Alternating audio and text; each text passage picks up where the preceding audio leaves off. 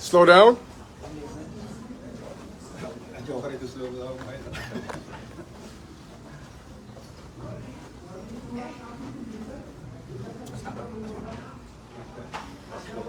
Cuma dapat anu.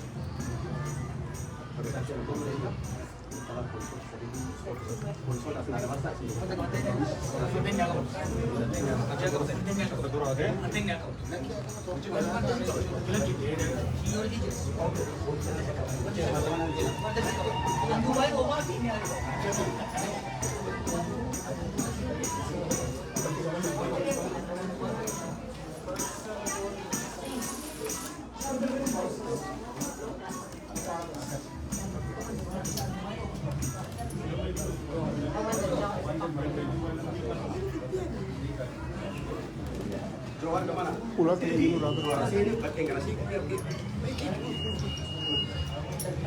Here we go. Are you ready? Pulo.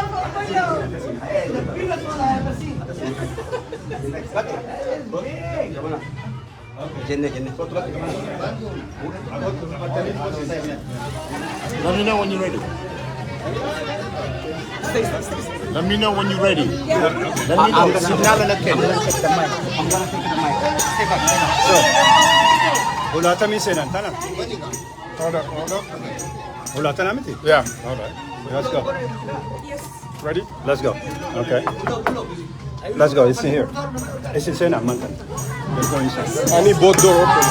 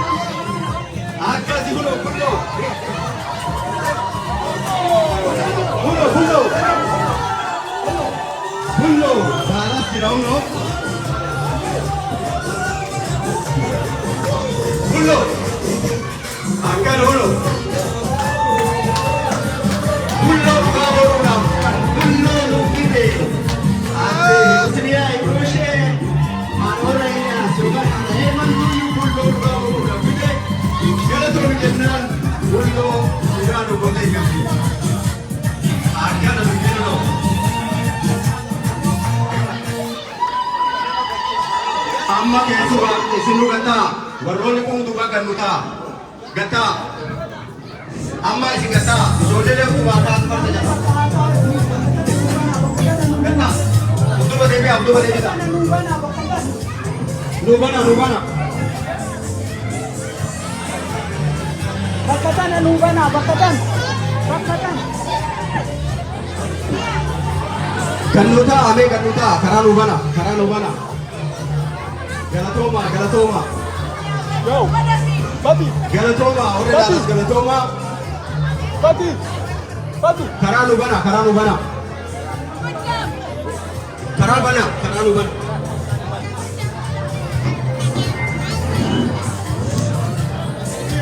Cukti keessa dhutaa.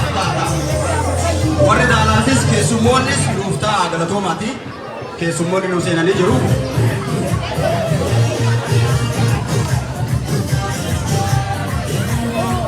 Please bakka nu qabadhaa, namni bakka nu deebi'aa, biyya duuba deebi'aa. Turn that on.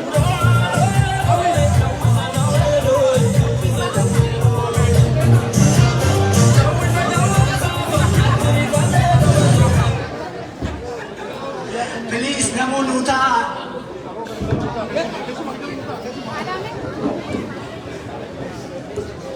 Please, mee namni bakka deebi'aa nu ta'a. Supposed to turn that red.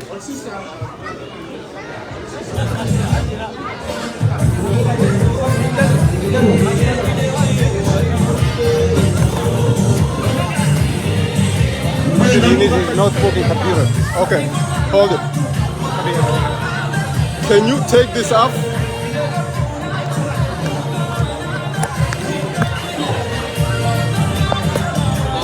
Summoonni dhuftee akkuma kabajaan nu seene kana bulloo fuula kana dura kennaa warri gaazexeessa gannuutaa. Bulloon Finfinnee ta'ee bareedee as jira. Warri qophii kan qopheessitan hedduu ulfaadhaadha, galatoomaadha. Bulloo keenya suuraa kaafadhaadha. Bulloon alaabaa Oromoodhaatiin miidhagee bareedee isin dura jira. This surprise. Daalaas waan ajaa'ibaa gootee aadde Osniyaa hedduu ulfaadhu galatoomii warra Ilyaasa Ibsaadhaati. Waan kan ishee itti yaadee bulloo qaamaan fiduu qabduudhaaf jiraata. Xiqqoo maal dubbutanii? Yaabbadha. Hayyee obbo Baqqeedhaa fi bulloon yaabbachuudhaaf deemanii viidiyoo waraabadha.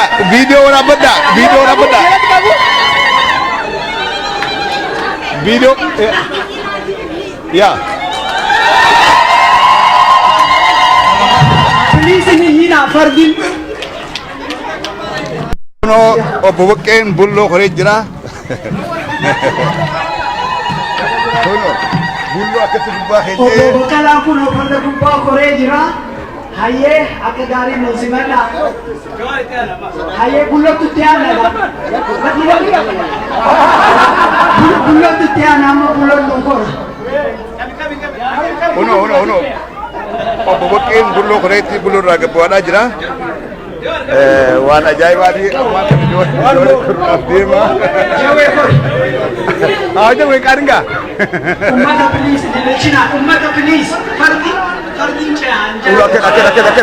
Akka bulloon qaamaan dhufee. Bulloo dhala dhugaa godhee bulloo filee jira. Uno akkana. Bulloo biyya keessaa sanillee boruun isaa fagoo jiru. Akkana. Okay. Galatooma hundi keessaniyyuu fayyaa nu argadha. Hedduu kabajooma fayyaa argadha. Amma ammoo Obbo Baqqee.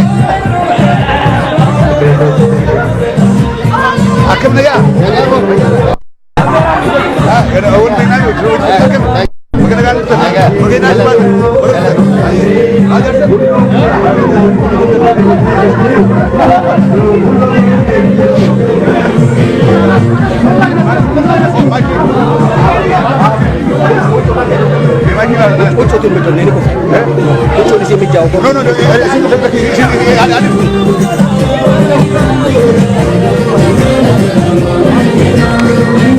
Dhugaarra waan ajaa'ibaa dalagamee Daalaas dubbii ajaa'ibaa dalagamee waan hedduu gaariidhaati.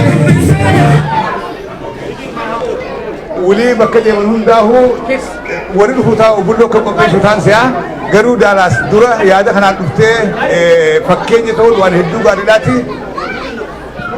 cafe nu galatooni hayyee bulloon nurraa hasoso'u amma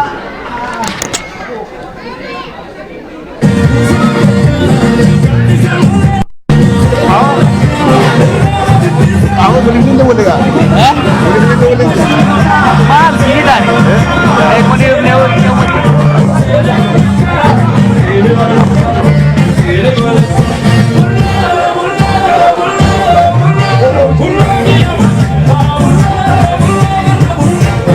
Is that women?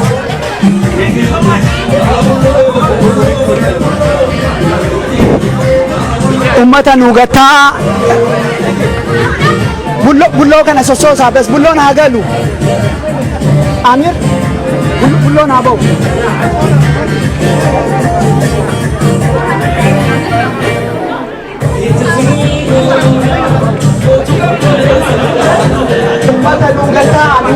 ummata nu gataa bulloo hayyee namuu bakkatti nu gaseebi'a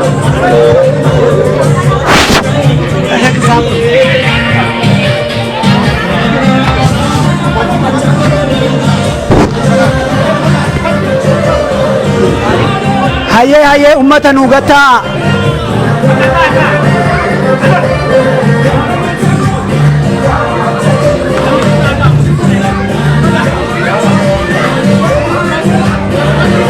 hayyee hin dhaga'amu hin dalagu Tole. Fayyada galatoomaa keessummaan dhuftee sagantaa jalqabuuf deemna. Namu akka bakka nu qabatan kabajaan isin gaafanna. Ijoolleen dhadhaabbattus gattataa namni guddaanis kan duuba jirtanis namu bakka teessa kursii baraa dira tokko duuba kana jira. Gamanas koota fayyada.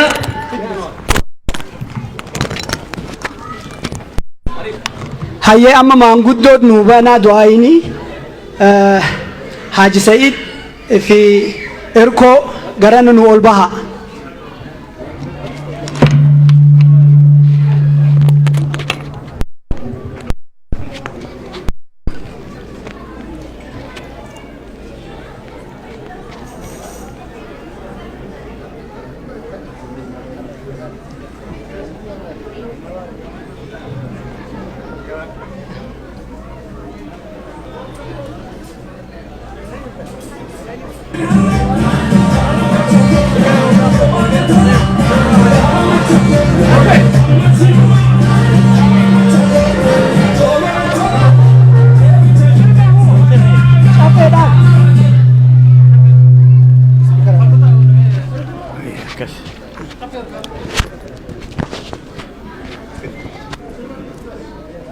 nagaa ooltanii nagaa bultanii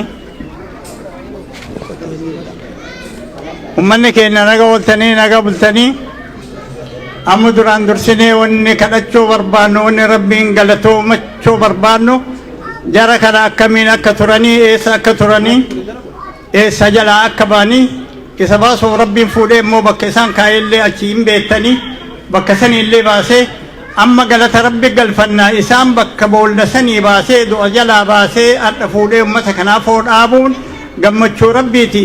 Rabbiin galatoonfannaa marti keessanuu irratti aansineellee ittiin ta'uu barbaachisu namni Oromoon duruu kadhaani kawaa hundaa geettu kadhaan isaanii ammoo guddichi waa lamaayu tokkochummaa kan ittiin barbaadanii ka kadhatan lammaffoon ammoo biyya nagaa nuu godhi rooba nuu kenni nagaa nuu kenni jecha kan ittiin kadhatani tabiraallee hin qabanii isaan kalaasanii wanni kadhatani gaafa rakkatanii Oromoon dur bahee bonni qabee horiin gara deebu dhabee yoo rakkatanii kaanii malka'aa fi tullutti baanii rabbiin kadhatan rabbiin ammoo qulqullummaa waan kadhataniif isaan waliin jira akka jiruun garii uduu achiin kaanii rooballee rabbiin achitti kennaafi ammallee waan nu barbaadnu rabbiin nu haa kennu ummata keenya nagaa haa godhu ummata keenya karaa malee dhiinni jigu kanallee rabbiin nurraa haa dhaabu nagaa isaaniillee nu haa kennu ummata kanallee ummata afoo dhaabatanii galanii hadha bakka sanii baasee rabbi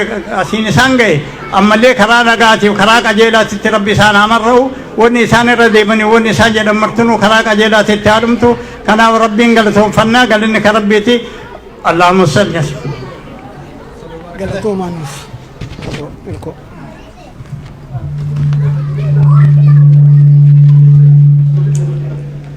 Akkam jirtan Oromoo baga nagaan jiraattanii wama hundaa nagaatu tura aansaa rabbiin guddaadhaa jennu rabbi du'a jalaa nama baasa rakkoo bara lamaan kana keessa rakkoo baay'ee keessa dabarre waaqayyo guddaadha aggaammii isaan irratti godhamee yeroo baay'ee sana hunda waaqayyootu jala baase rabbiin galannaa ga'u isaan mana hidhaa baasee keenyallee kan immoo namoota hidhamanillee kan sababa garagaraatiin dararamaa jiranillee kan mana hidhaatti hafanillee waaqayyo isaan mana hidhaa nu haa baasu isaan mana hidhaa nu baasee immoo asitti nu jidduutti argamuu isaaniitiif waaqayyo guddaadha waaqayyo galannaa ga'u galanni rabbi haa ga'u ummanni keenya kan amma bakka hundatti rakkoo keessa jiru kana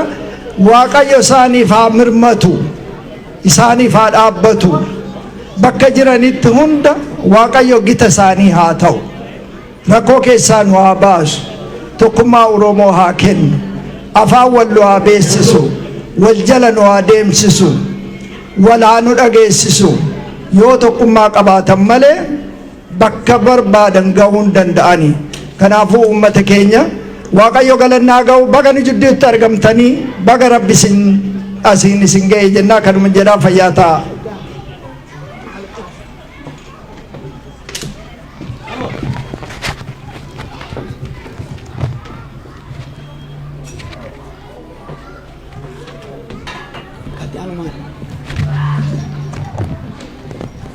kanatti aansinee manguddoon teenya haa galatoomanii du'aayin nu bananii jiru. Kanatti aansee akka aadaatti haawwonni waan qopheessantu jira. Mijjuu aadaa keessummaa keenya dhandhamsiifnaa jedhanii jiru. Ka gara waltajjii dhufanii keessummoota keenya mijjuu nu haa dhandhamsiisanii.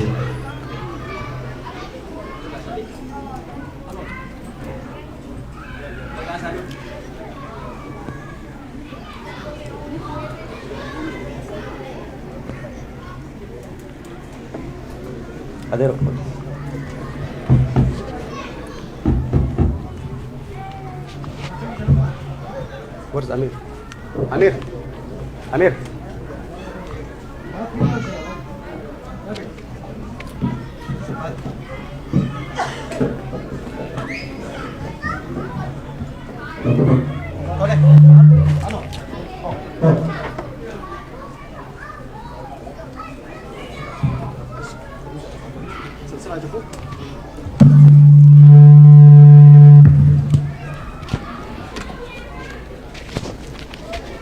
Galatomi Michael Fix nu godhee jira.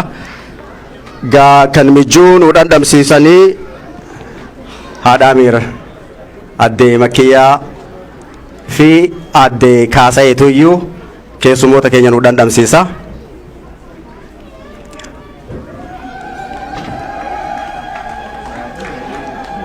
Hangafarraa jalqabna jedhanii obbo Baqqalaatu iyyuu dura dhandhamu deema. Maal isin biratti gammachuun hin jiru? Galatooma.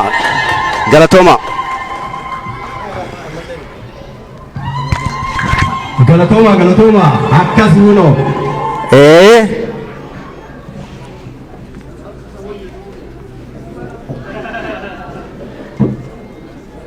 Itti aansee Jawahar Muhammad obbo Bullootu iyyuu dhandhame jechuudha.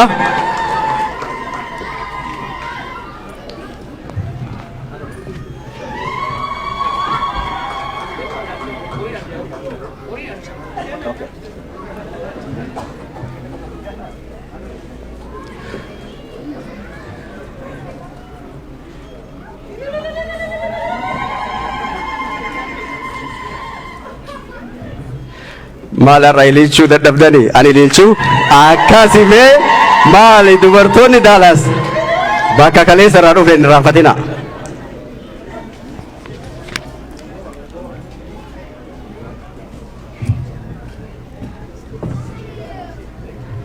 Kanatti aansee addee Misraan mee waan jettu keessummoota fi isiniin gabaabsitee waan isin jettu qabdi. Welcome isin jettee jechuudha. Assalamualaikum warahmatullahi wabarakatuh. Wallahi asirrallee dhaabbachuun fedhu garuu ardaan tan as dhaabbadhee haawwan addunyaa tana keessa jiran hunda namni Jawhar jaalatu hundinuu haati saasan mudhii hidhattee oguu kanattis jaajaarra teessee gartee cimimmuu dhalan qabne takka gootu wajjini cimimmuu san goonee haadha saati. Alhamdulillahi rabbil aalamiin. Haati dura deessee isa arkiteeti nutilleen arra deenyee hunoo bulloo keenya ijaan agarree. Haawwan Oromoo bikka jirtan hundaa warri du'aayiidhaan haadha Jawharii wajji ciminfachaa baatan arra deessanii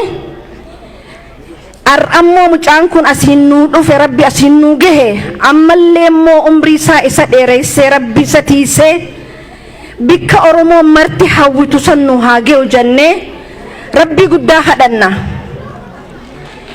Wanni rabbi nuun goone nuti walii godhuu hin dandeenyu. Ka isa fidees rabbi, ka daalaas fidees rabbi, ka nu garsiises rabbi.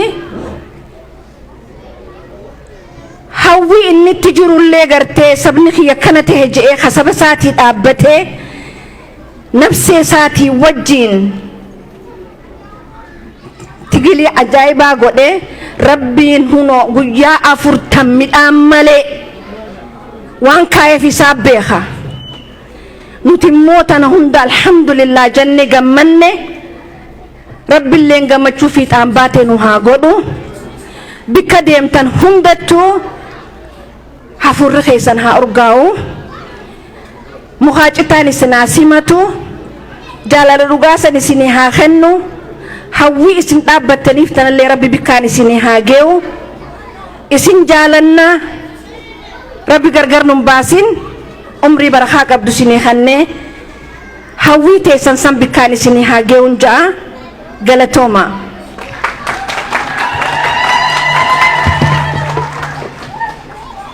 Galto Misra. Alwa, maaltu itti aan?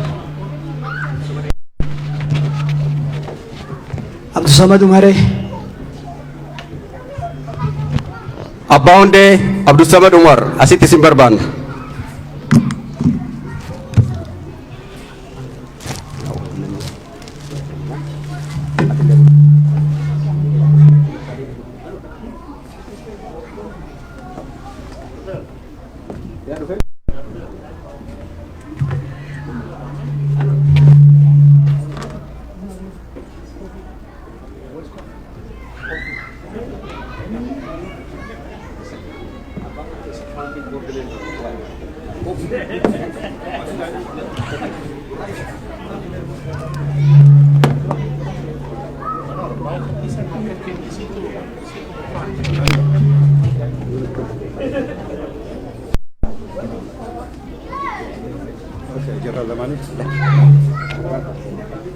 Okay, galatooma kanatti aansinee sagantaan qabnu Daalaas keessatti yeroo adda addaa yeroo isin yaamnu akkanatti nu argamtaniitiin nu gammachiiftanii nu bareechitanii bareedaa gammadaa isiniin jenna.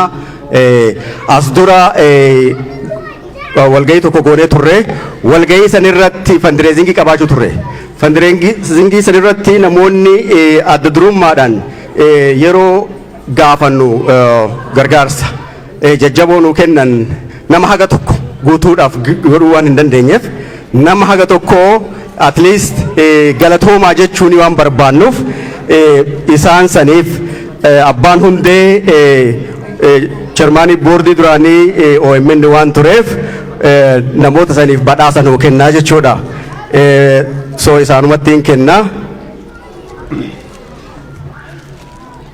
Ibrahim Sharif. Obbo Ibrahim Sharif Ibrahime Asluyama yookaan akka ol seenu nu godha yoo kaala jiraatu taate. Anaatu fuudhaaf rakkoon hin jiru. abbaan hundee Ibraahimee bakka bu'eetiin fuudha jedhee haga inni dhufutti isa torkaa qaba garuu yeroo inni dhufee jedhee ni kenninaaf jechuudha.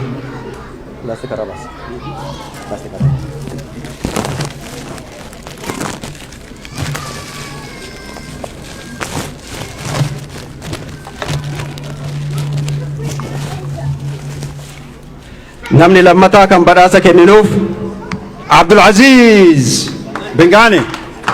Abdulaziz Bangani gara waltajjii dhukootu. Ibrahim enis achi jira khot Ibrahim. Haji Ibrahim asinis kootta achumaan.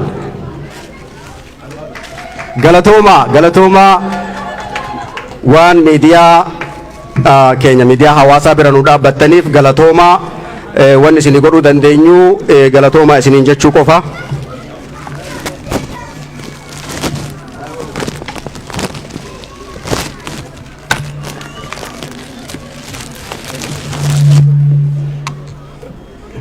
Galatooma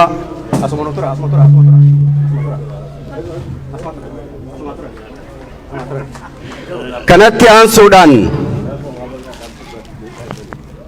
Abdulqadir Daadi.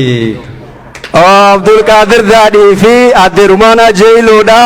Nama dorgomu barbaanna jedhanii turanii so waliin dhufaniitiin waan kana gurraacha nu godhanii so waltajjii irratti isa waliin nu dhufuu qabdi adde Rumaanaa Jeeyiloodha.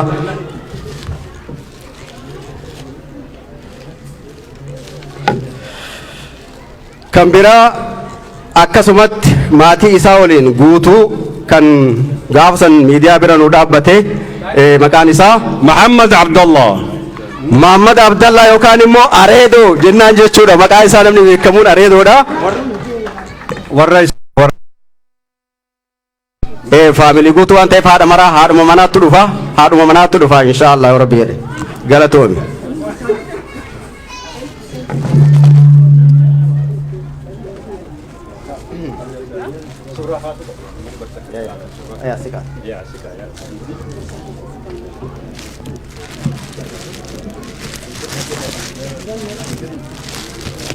Hai Banganiin adde Fariyaan eessa jirti? Adde Fariyaa dubbiin jiru kai. Walumaan kennitanii walumaan kaatanii fudhattan.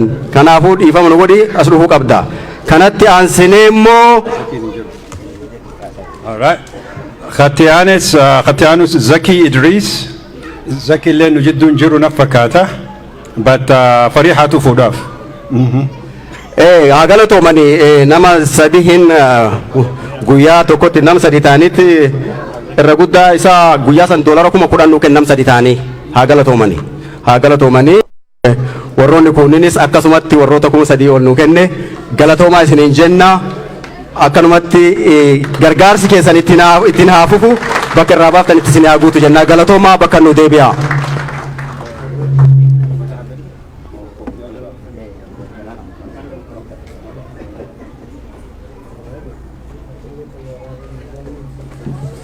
Kan biraa asumatti aansineeti badhaasni biraatti ni jira. Badhaasni suni hoogganoota keenya kan aarsaa guddaa kafalaa turan biyya keessatti gaafa isaan hidhaman nuti asii rakkachaa baane. So at least isaan illee yaadachuu qabna jennee waan tokko akka gareetitti warra godhe jira akka dhuunfatittis warra godhe jira. Kanaafuyyuu adde Misraa turee fi Sharafaddin gara madarakaa nu dhuftanii waltajjii nu koottaa isintuyyuu nuuf kenna.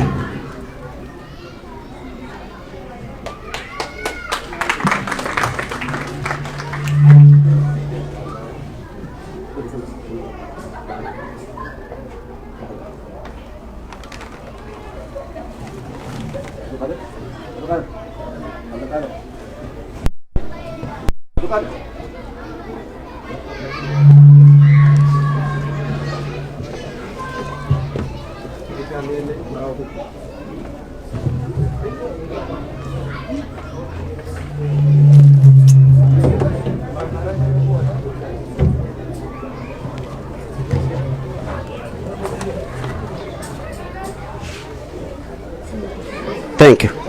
Ata. Balleessite ka? Balleessite?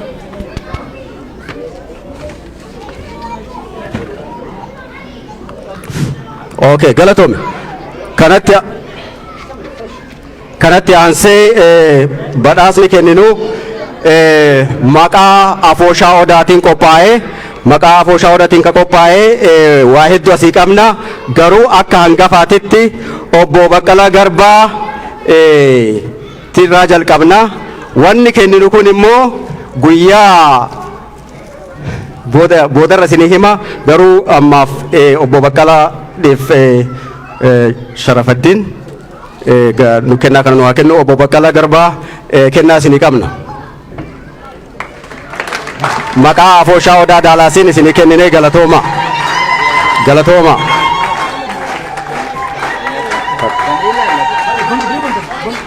Haa bananii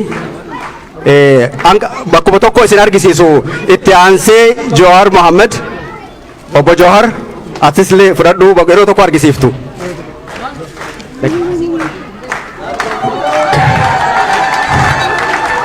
Obbo Jawahar Mohammediin yoo kaadatan taate bara 2018 taankii Minnesota irraa taa'ee ittiin wayyaanee maqala ittiin galche obbo Lammaa Magarsaatitti kennee waan tureef ammallee akkuma baratte taankii biraa si binnee taankii biraa si gabaafna maqaa afooshaa odaatiin gaafa duraa taankii tokko si badhaafne gaafsan taankii tokko sin badhaafne har'a garuu taankii biraa obbo Baqqalaan gargaarsa argattee jirta jennaa galatooma. Ummanni kun waa hedduu qopheessee ammallee magaalaan kun Texas biyya kaawbooy jirra. Kaawbooy gara dhufan uummata kana akkamatti hin galchinu dhuguma kaawbooy fakkaatuu qaban waan jenneef obbo Baqqalaa Garbaa obbo Baqqalaa Garbaa isinii qabna.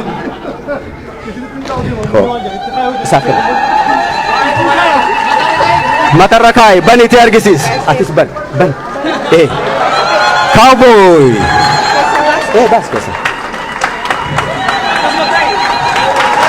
cowboy Dallas obbo Baqqalaa ammallee nafne koofiyaa qofaa miti jalallee ni barbaachisa jedhanii tokko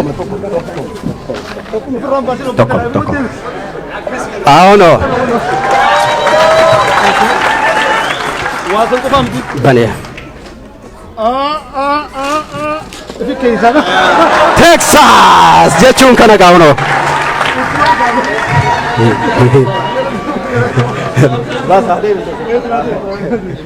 Lakka ol qabbi footoo bakka. Akkasi huno galatooma.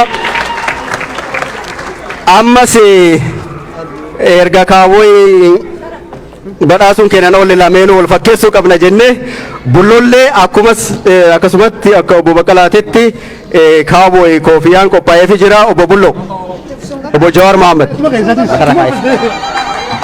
dafii bane kana hunooti Dallas maal yaa haga hamilee hin qabdanii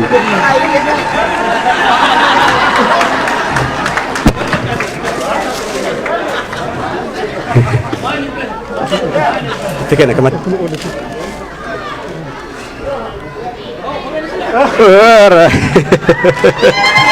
Akkasi dubbiin kana fakkaata baay'ee nu galatooma isinis ulfaadhaan nu ta'a isinis bakka nu deebi'a maqaa afooshaa odaatiin badhaasa kana nu kennu keessaniif baay'ee nu galatooma isiniin jenna. Daalaasiin tun beektaa dubbii qabdi. Akkamitti hoogganoota keenya warra lubbuu nuu kenne nuti waa xiqqoo godhuu dadhabnaa jedhanii ammas dhuunfaadhaan akka maatiitti warra waa qopheessee jira. Isaanis akkuma reefuun tana kaase gaafa OMN gargaarsa cimaa nu godhanii nu bira dhaabbatan. Har'as kennaa qabaa jedha Muhammad Abdallaa Areedoon haadha warra isaa waliin fi maatii isaa waliin. Maal sagaleen?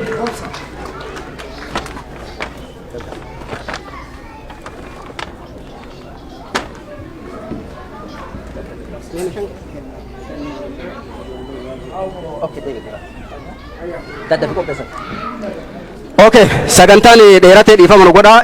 Ijoolleen gaggabaabsitee waan jechuu jennu qabna jetta. You gonna say something? Okay. Howie, you gonna say something? Hurry. I will hold for you. I'll hold for you. I'll hold for you. Akkam jirtan warri Dallas asitti argamuu keessaniif galatooma. Jawaar Muhammad baga Rabbiin si baase. Jawaar Muhammad fe'ii qabu, dandeettii, kaka'umsa, murannoo fi kutannoo qabu nutti argisiisee jira. Jawaar Muhammad jechuun rakkoo sabni Oromoo keessa jiru sirriitti qoratee falmachuutti seene. Oromoon mirga abbaa biyyummaatiif akka qabsa'uu fi qabsoon kunis qabsoo bu'uuraa akka qabu nu barsiisee jira. Kanaafuu haka qabnaa ni moonaa je'ee abdii qabuu fi murannoo qabu gochaan nuti argisiisee jira. Haa ta'u qabsoo qeerroo Finfinnee geessite amantee OPDOtti kente. Amantee OPDOtti kente. Baga amantee itti kente. Isaantu qeerroo fi uummata Oromoo ganne malee ati hin ganne. Ati bu'aa qabsoo keetii mul'istee jirta galatoom. Jawaar Muhammad ofitti amanee Rabbiin abdatee uummata Oromoo abdatee lubbuu takkitti qabu of kenne hi'amee beelawee guyyaa 40 waan uummanni Oromoo keessa jiru hunda irraa qudamee nu argisiisee jira. Goota kennaa hayyuu siyaasatii gamana teetee argitaa gamatti yoo dubbattu onneerra yoo deebistuu gaafii hundeerra hubatee hubachiisu dubatee dubachiisu qabsoo jechuun akkana. Keessummaa keenya warri Dallas immoo gaafii yoo qabaatan seeraan gaafachuu deebii yoo barbaadan obsaan eeggachuu galatoom hayyuu keenya galatoom ati goota keenya horii bulii si jaalannaa onneerra.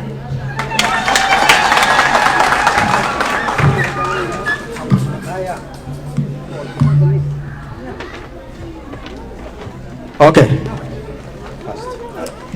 Hello, City of Dallas. Thank you for coming. First of all, thank Allah for us to see Jawaar Muhammad here today. Jawaar Muhammad is Oromo's hero and leader. He is an Ethiopian political analyst and activist.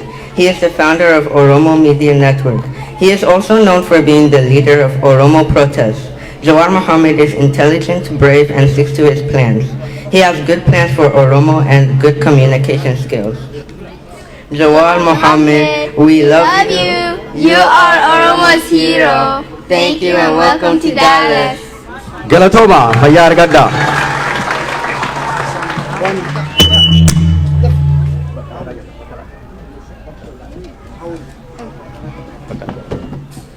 Now we have a special present for Jawaar Muhammad and Bakkala Garba. Obbo Bakkala Garba, kennaa isinii qabu maatiin kuni. Thank you.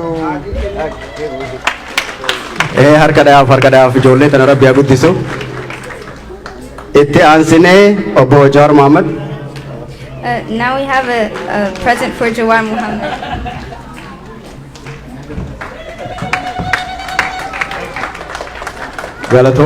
Galatoomaa mee maal kennan waan kennan ilaalla waan irra katabamellee isaantu beeka.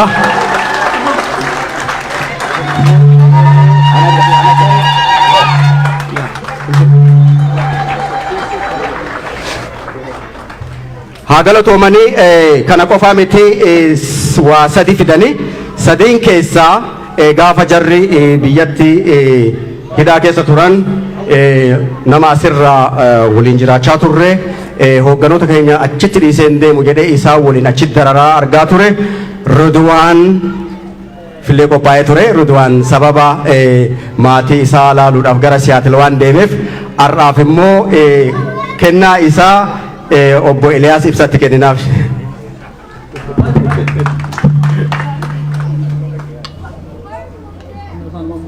Okay.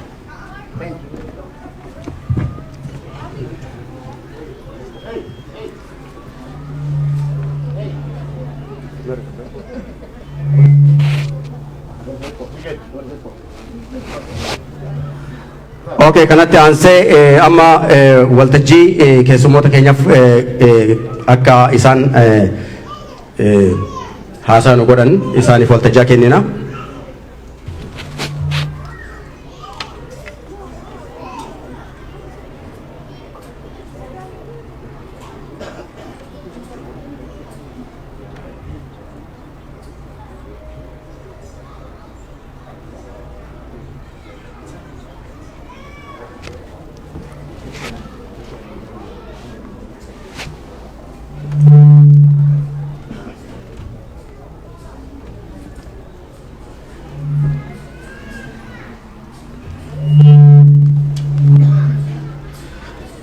namuu gammachuma keessa ummata kana isaan arguu kennaaf jedhanii gammadanii obbo Hirkoon as keessummaa bira taa'u ture achumaan bulloo wajjin bahee achi taa'e obbo Hirkoo ati as nu taa'e obbo Hirkoon bulloo geegginsa jedhee achumaan achi dhufee taa'e galatooma kanatti aansuudhaan waltajjicha oofshaalii banuudhaaf daqiiqaa murtaa'eef waan jedhu waan qabuuf caffee raammis gara waltajjii dhufee jechoota waan jedhu erganuu jedhe booda keessummaa gara waltajjiitti nu affeeraa caffee.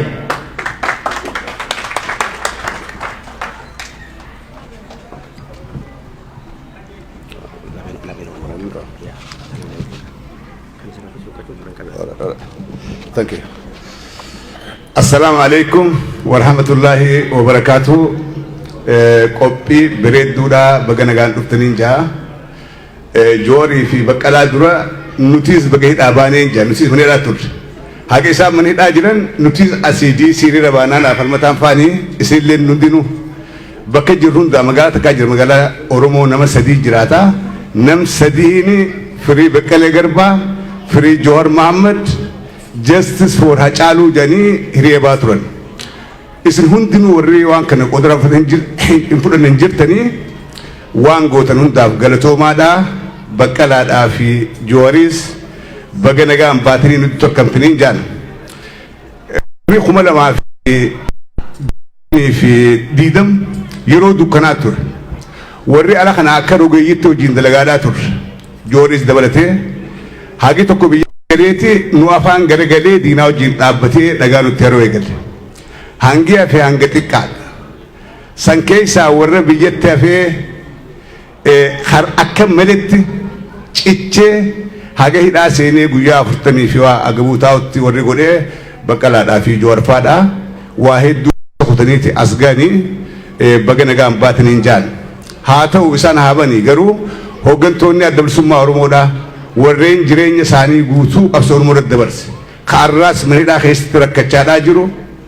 Kan toorchi taa'aa jiru hammaatii wal dhabee biyya ifii qe'ee fi keessatti ukkaamsaa addaa keessa jiru arraas akka yaadaan bira jiraannu barbaadan akka deeggarsaan bira jiraannu barbaadan akka sagalee taanuufis barbaadan gammachuun teenya irruun Baqqalaadhaa fi Joowar arguudhaaf ni gamman gammachuun teenya guutuudhaa miti warra isaan dura qabsoo keessa ture warra isaan caalaa wareega hadhaawaa kafale warreen dirree qabsoo keessa garaa hidhatee kilaash fannifatee umrii daa'imummaa tureetu arraas mana hidhaa Oromiyaa Qaallitti keessa rakkachaadhaa jira. Gaafa isaan hundi hojiin nu ban gaafa qeeroon kumaantamaan mana hidhaa keessa jirtu Oromoo tahuu qofaaf kan yakka tokko hin dalagin hidhaman gaafa isaan hundi hojiin gannuu dhiifaman gammachuun teenya guutuudha. Karaa biraatiin obbo Baqqalaadhaa fi Joowar qabsoo karaa nagaa geggeessanii durmarraa'u karaa kanaan deemaadhaa turan qabsoon karaa hedduudhaan jirti. Warri hidhannoodhaan malee diinni cabujuus karaa sirriidhaan jira. Warri lakkii hidhannoos lolaadhaa karaa nagaatiinis diinaa hojii haasoinee deemuu qabnis karaa sirriidhaan jira. Namni keenya asitti konfiistoon qabu. Waldhabbii yaada kana lameen iddoo hin jirtu. Waan kana uummanni keenya akka gaariitti hubadhaadha. Fayyaadaa haganumaan ja'a Joowar naa fi Joowar yeroo dheeraa amata 10 meeqa keenya Joowar amata 10 17 wal beeynaa gaafa maqaan isaa Tolaa Buliidhaatiin beeka. Akkasii Joowar Tolaa Buliidhaa paaltoo kana wal beeyni qabsoo naaf inni paaltoo irraa hojii eegale. Gaafa miidiyaan hedduun jirre gaafa feesbuukiin hin jirre paaltoo irraa nam 50-60 wal geenye achirraa qabsoo Oromoodhaa eegallee unu hangarraa wajjin geenye Qaallittis dhaqee isin deddeebi'ee jechuudha. Gadaadhaa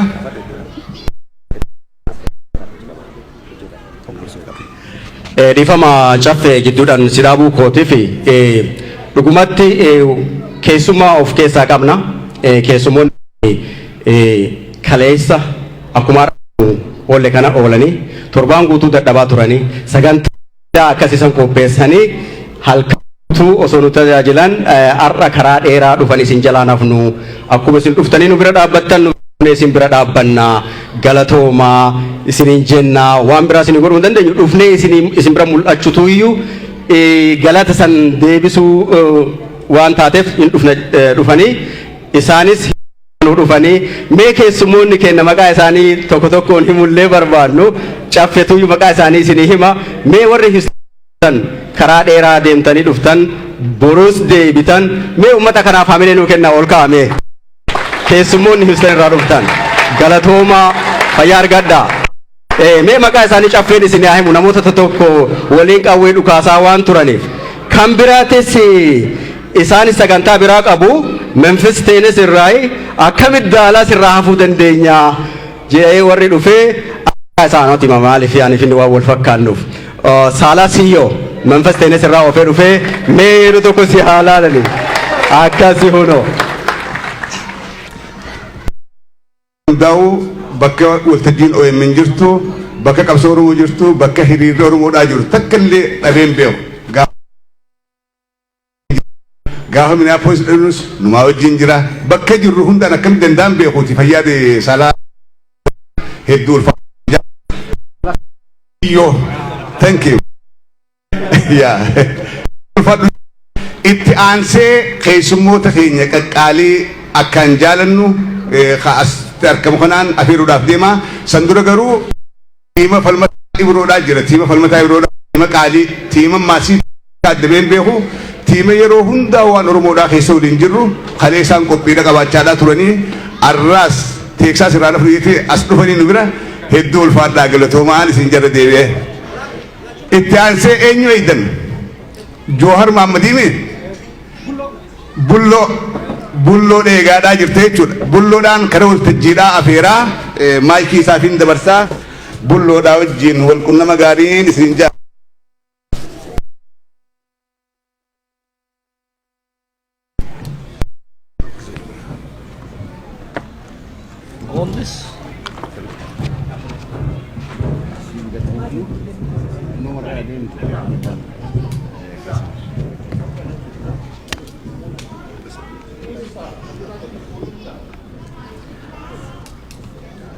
akkam ooltan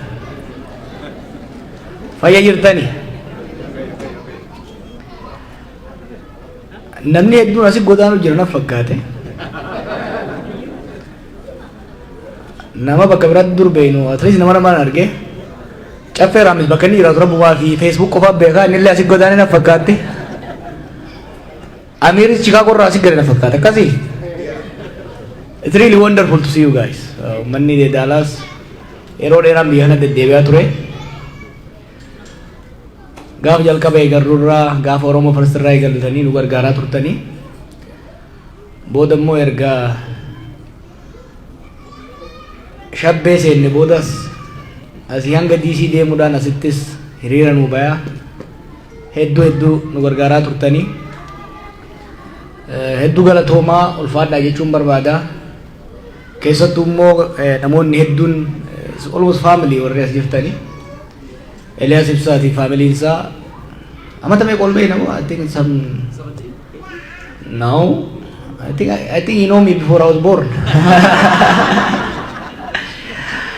I met him I think 2005 akkuma biyya kana dhufeeni erga gaafa san walitti amadamne hangamma asiin nu ga'e waa'ee manjaaruu qofa irratti osoo hin tahin keessattuu last 2 years yeroo OMN biyya kanattis biyya sanittis haleellaan ciccimaan irra ga'e keessatti I don't think it would have survived without Elias Ibsa yeroo tokko Elias Ibsaa fi haadha manaa isaatiif harka naa dhaya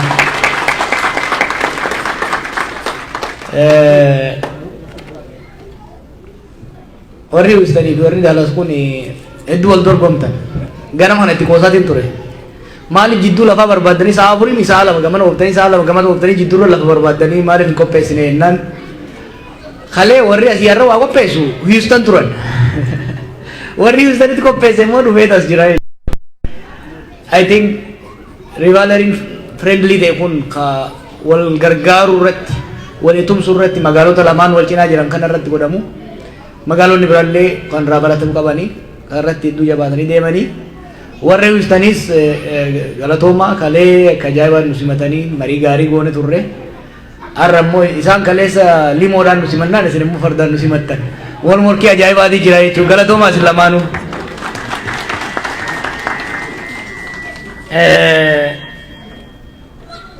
Bunan dhuine buna dhugeetiin bal'inaan isinitti deebi'a.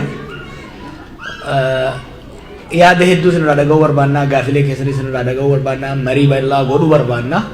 Isinumatti haasa'uu qofa osoo hin ta'in silaa waan haasa'u ijoolleen waraabdee isinii dabarsiti. Boodarra gaafii deebiitti nan deebi'a. Ergaan gabaabaan nuti biyya alaa ittiin deemaa jirru tokkoffaa isin galateeffachuudhaaf. Yeroo nu jedhaa turretti nu qofa miti yeroo namni keenya rakkoo hamaa keessa turetti ummanni keenya biyya alaa tokkummaa isaa osoo hin sharafin qabsoorraa abdii osoo hin kutatiin bifa cimeen deemuun mana hidhaa keessatti hamilee guddaa nuu kenni ture. Hidhaan balbala sitti cufamuu miti kan nama daddabsiisu. Balbalti sitti cufamuu miti kan si kuffisu, kan harka si kennisiisu. Keessattuu hidhamaa siyaasaa wanti miidhu gaafa namni sun hidhame takka hidhamte ummanni inni nan qabsaa'aaf jee of kenne sun yoo duubaa harca'e yoo qabsoorraa maqe yoo tokkummaan isaa kan laaffatu taate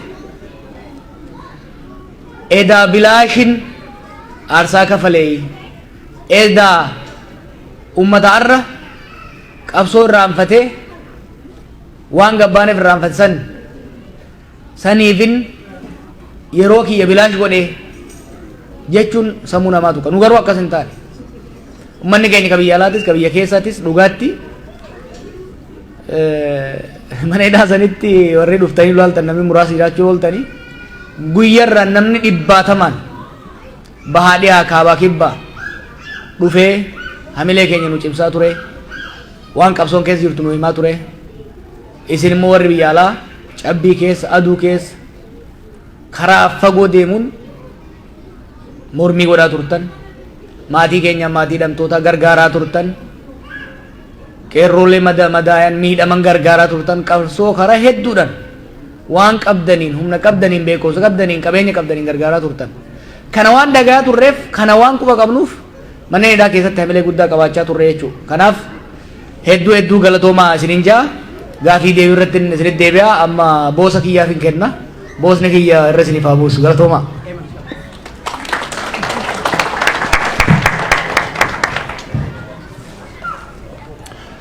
Akkam jirtu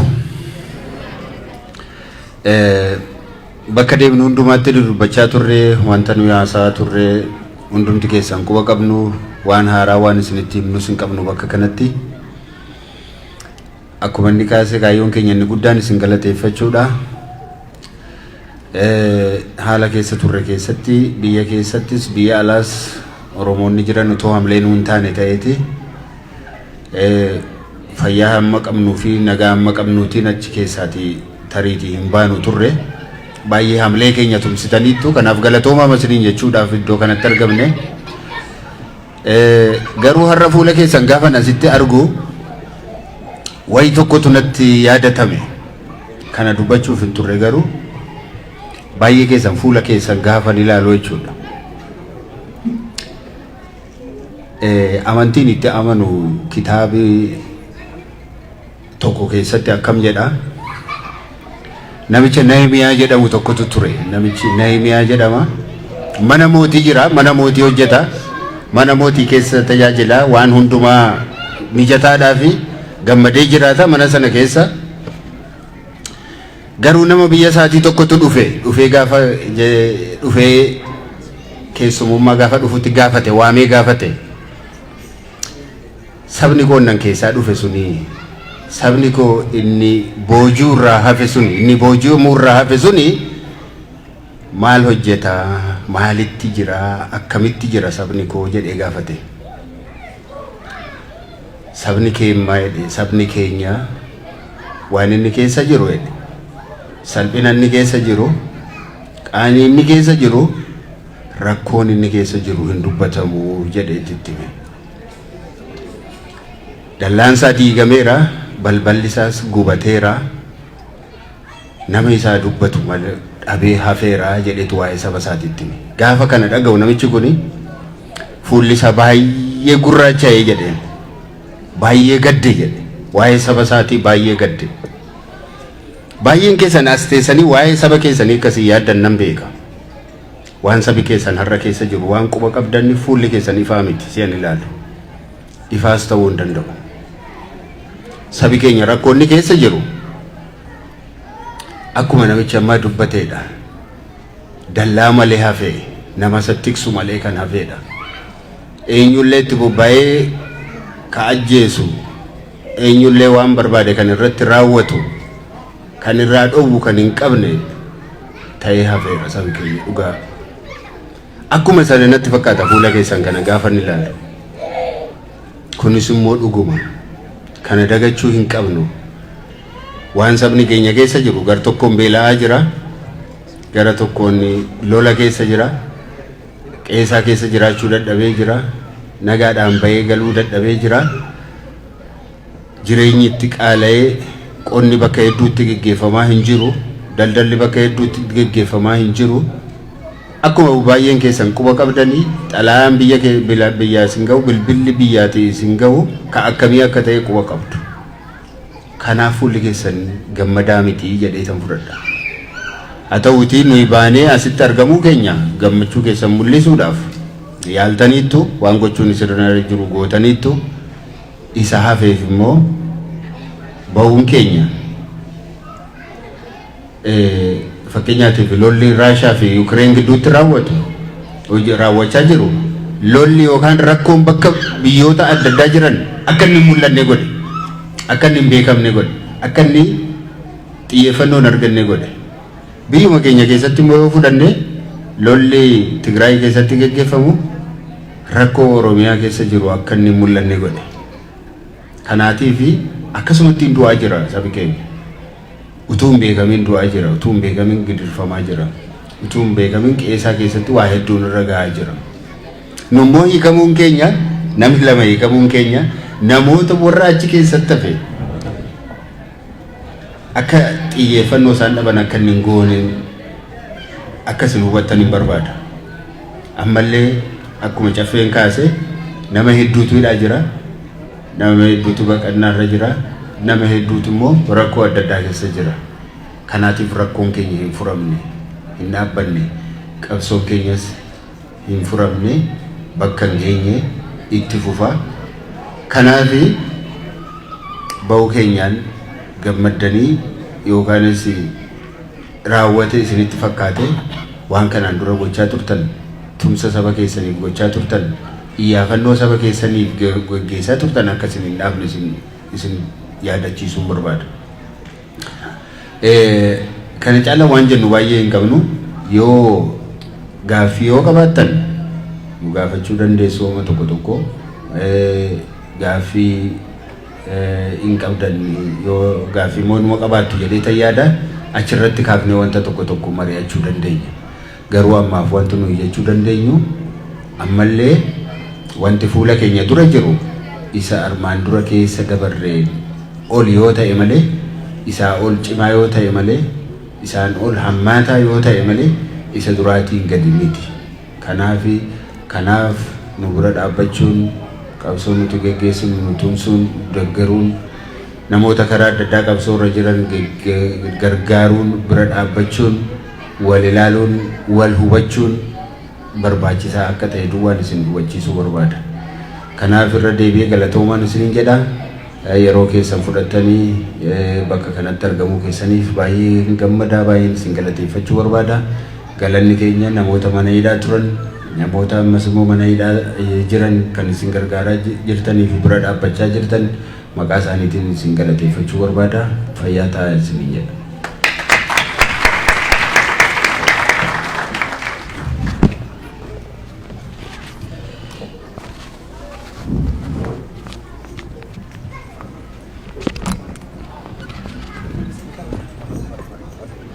Galatooma fayyaa argadhaa. Warri obsaan dhageeffattanis nuuf galatooma. Kanatti aansinee ergaa qabna. Ergaa gabaabduu daqiiqaa lama hin caalle So isaanis dargaggoo yookaan immoo garee kubbaa Daalaas ergaa hawaasa Oromootti ergannaa dhaamsa dabarfannaa waan jedhaniif ergaa isaanii haa dabarfatanii.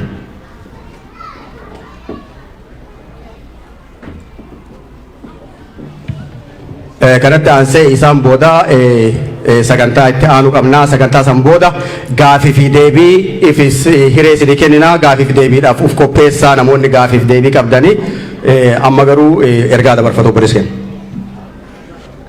Galatoom Oromoo akkam jirtu? Dhimma jara keenyaa booda gaafii fi deebiitiin isaanis dubbisee gaafii sun qabaadde yaada dhuunfaa koo dhiyeessadha. Amma kan asitti na ergate qeerroodha.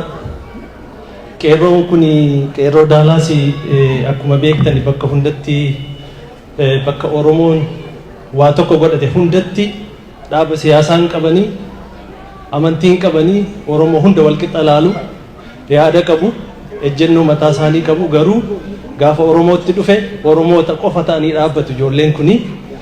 Egaa ijoolleen kun waan isaan godhan keessaa tokko kubbaa miilaa taphatu. Kubbaa miilaa taphachuun immoo walitti dhufeenya dargaggootaaf qooda guddaa qaba. Minisootaa deemuuf jedhu ijoolleen kun waan isinitti tolu keessaa tokko barattootatu keessa jiru. Barattoota kana sababii maallaqaaf jedhanii dhiisanii deemuun barbaadanii hunda fuudhanii deemuu barbaadu. Namoota haaraa biyya kana dhufantu jiru bakka Oromoon jiru dhaqanii ilaaluu barbaadu. Ijoolleen kun ijoollee kanas duubatti dhiisanii deemuun barbaadanii kaayyoon isaanii Oromoo walitti qabu bakka Oromoon jirutti qooda isaanii bahuudha waan ta'eef gargaarsa uummata keenyarraa gaafannaa jedhan. Maalidha? Hedduutu jira, baasii hedduutu jira. Namoota amma kana fuudhanii Minisootaa deemanii dhufuun baasii hedduu nu gaafataa. Kanaafuu gaafa torbee dhufu gaafa 3 sa'aatii 4tti guyyaa waggaa lammaffaa yaadannoo Haacaaluu Hundeessaa faana wal qabatee paarkiitti qophii fandiraayizingii qopheessaniiru. Qophii kana immoo hawwan magaalaa Daalaas jiran waliin qindeessuunidha. Teessoonsaa 300 North Plano Road Richardsanidha. Yoo gaaffii kanarratti qabaattanii qeerroo keessaa nama tokko yoo quunnamtanii ibsa caalaa isinii kennuu barbaadu. Please gargaara ijoollee kana maallaqaanis bira dhaabadhaa. Yoo yaada qabaattanis yaadaan bira dhaabadhaa. Aqiitiitti dubbadhu naan jedhan naan dhufee galatooma. Galatooma akkasii waltiin dhisuun gaariidha. Hireellee olii kennuun barbaachisaadha. Kanatti aansee warroonni reefuun tana seensarratti haala isiniin dhaabnu jennee seentan warri maqaa keessan barreessitan